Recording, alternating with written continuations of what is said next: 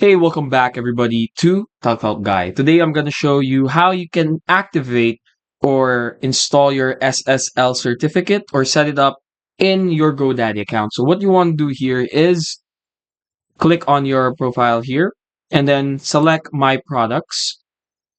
Now, if you have a product, it will appear here. But since I don't have any products on GoDaddy or any domains, here's what I'll do. So if you have a domain here, just simply scroll down and then select SSL. So there will be an icon there or an indication that there's an SSL.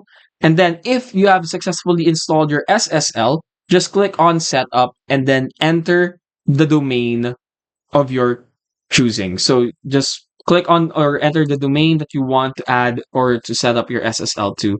However, there is something you need to take note of with regards to installing or setting up SSL.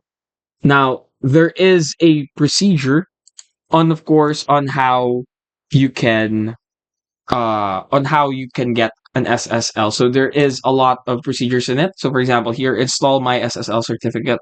So you're gonna have to request, verify, download, and then you can install and you can set up. So before you can set up, make sure to request the SSL certificate, verify it, download it before you can set it up. And that's it. So again, what you need to do is go to My Products, scroll down to SSL and select Setup.